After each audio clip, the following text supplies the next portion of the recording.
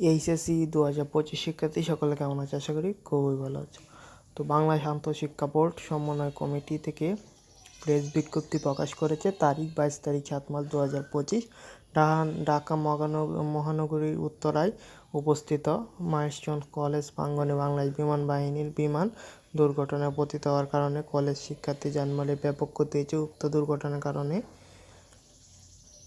রাষ্ট্রীয় শোক ঘোষণা করেছে এবং 22 তারিখ 7 মার্চ 2025 মঙ্গলবারে অনুষ্ঠিত সকল শিক্ষা বোর্ডের অধীনে এইচএসসি সমমান পরীক্ষাসমূহ নির্দেশক্রমে স্থগিত করা হলো।